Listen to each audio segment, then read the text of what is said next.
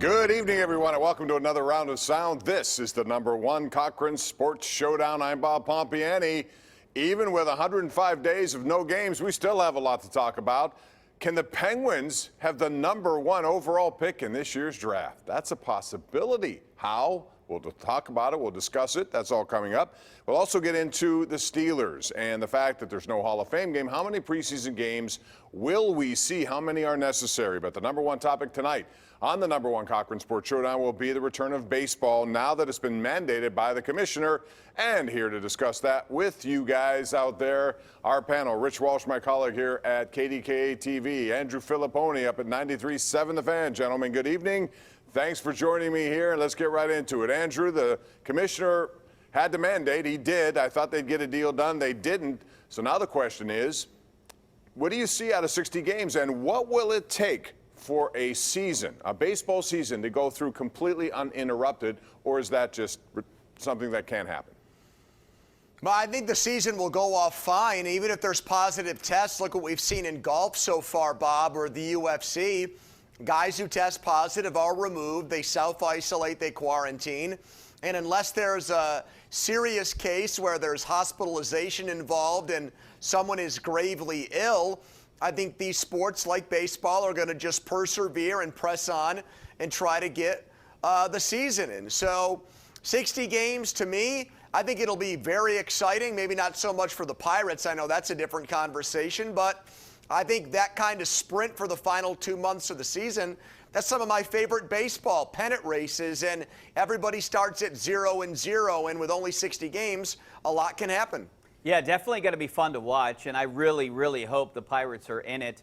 I definitely think that we're going to see the entire season. Look, if other countries can do it, America's the greatest country in the world. America can do it too. PGA is a prime example of what's happening. 7 positive cases out of more than 3,000 of these players that were tested and tested regularly. So, and they just shut them down, isolate them, or their caddies. So I think you might see that in baseball. I don't foresee that baseball shuts down. I saw there was a report out yesterday that there's 3 ways it potentially could get shut down. If there's a nationwide travel, if there is no way a team can field a team, and there was a couple other restrictions that potentially could hurt baseball. But I think that you're going to see an entire season in baseball, hockey, and NBA. Well, that's interesting because baseball is one of those that won't be in a hub bubble environment. So, Andrew, because it isn't, doesn't it hurt itself in the long run by traveling from city to city? And let's say there is something in a city. Let's say that there's a complete spike like we've seen in some of the cities in Texas and Arizona and Florida. Would they move teams to different cities to get the season in? Yeah, I think they would. I think that beats the alternative where you allow for one team or one city's issue to destroy a whole baseball season with billions of dollars at stake. So I think in that situation, I mean, look, guys, if there are no fans at games, right, if we're playing in completely empty ballparks, why does it matter if the Pirates play at PNC Park? There's no competitive advantage. Whether they play in Bradenton, Pittsburgh, Altoona, Topeka, Kansas, to me, as long as they get the games in, it doesn't matter where they're played. So you try to create the safest environment possible, in my opinion. Yeah, exactly. It doesn't matter where they play. They could play at Penn Hills Park for all anyone cares. It's just going to be on TV.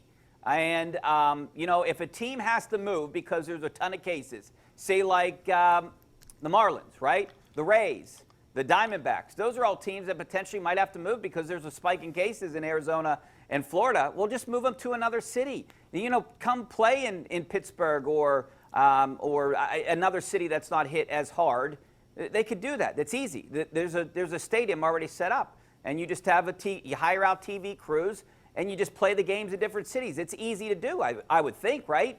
Yeah, I guess the calamity situation, if somebody does get tested positive, that person then infects somebody in their family or somebody else, an older umpire who's behind the catcher, for example, and then that umpire has hospitalization, intensive care. I mean, there's a lot of things that can go wrong. Here's hoping that we can get it in because I think sports is necessary right now for everyone psychologically. Rich, I want to ask you about two things that happen here. We know that we're going to see a designated hitter. The Pirates seem to be content with who they have, and who they have are a bunch of no-names, to be honest, to be eligible for designated hitter. Andrew's been on the Puig bandwagon.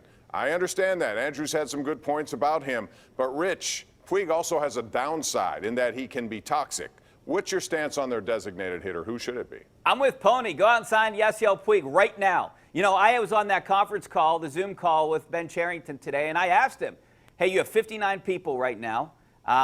Is there a chance that you might go into the free agent market? You might look externally for someone. He said there's a chance. Now, I don't know if they're going to go after Puig. There's rumors that he's going to sign with the Giants. And who knows if Puig would even want to come here. But I think it would be good.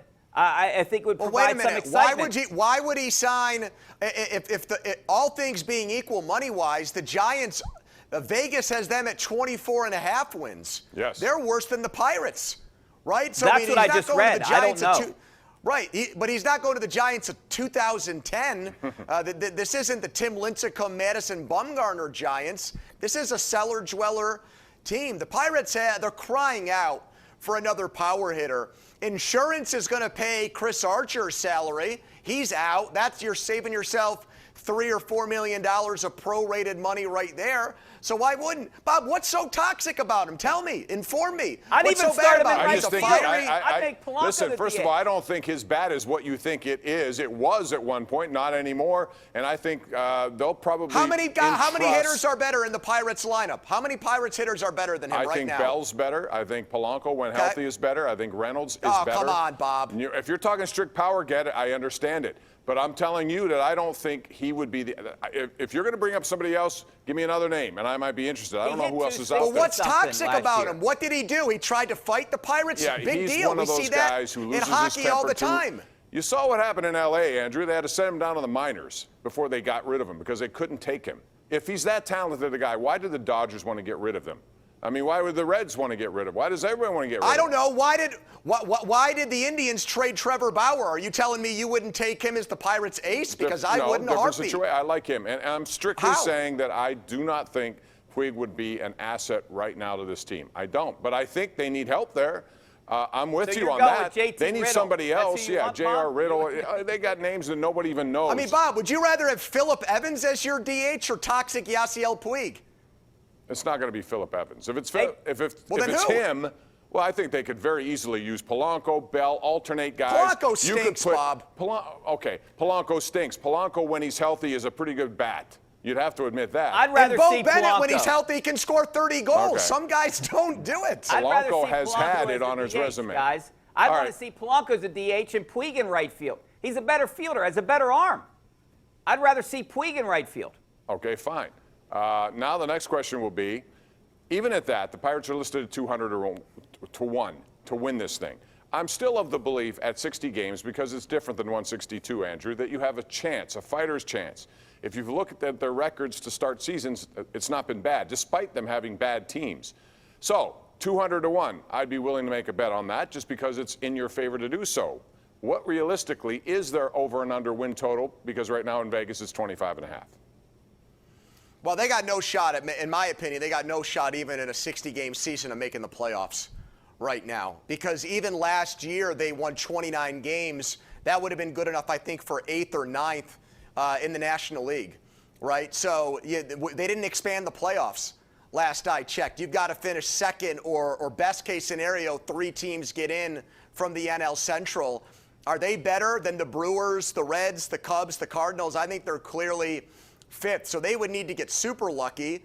And that's why I say if they had a guy like Puig, you'd have an extra guy you could get red hot to go with Bell and Reynolds in your lineup. But as currently constructed, I think they're clearly the worst team in the division. Yeah, Pomp, I'll take that bet. You want to bet that with me? I'll take it. I'll hold it. I think they'll be right at 25 or 26. I think that's realistic. Well, I think you're crazy. No way they win 25 games. I'll say it right now. You're the guy who's on Bucko Fever. I'm normally not. And I'm the guy that has Bucko Fever. Good rebuttal, Bob. I mean, I'm the one who's going the other way, and I hate the system that exists. I hate there's no salary cap or floor, and because of it, the Pirates make yearly excuses about not to spend, and that's another reason why you won't see Bob, Yasiel do they have Puig. one good starting pitcher? As it constructed now, you hope Mitch Keller can be that guy. I think Musgrove could be pretty decent. I think Trevor Williams could be pretty good. I think they got 3. They got 2 decent They're pitchers 3 or 4 in the rotation, those guys. and a guy that has high upside. Yeah, they don't have a 1 and they don't have a 2. But And on going that back to your question, Bob, I'm looking at the last half of last season instead of the beginning of seasons because this is a different season. This is an unusual season. We're not going to have a season where people try to get comfortable and teams are just kind of out there going through the motions, right? You have 60 games. There's no going through the motions. You're basically starting at the postseason. Right. I don't see them winning more than 1 out of every 3 games. All right, we're going to take a break on that note. And let me remind you that it's exciting when a team moves into a new building. Certainly true with the team at number 1 Cochran Hyundai South Hills and their spacious new facility, even though they moved just a mile up the road. Right now, for limited time, get special grand opening offers in both sales and service. The new number 1 Cochran Hyundai South Hills. It's now conveniently located at 3220 West Liberty Avenue. We got Steelers and Penguins coming up next.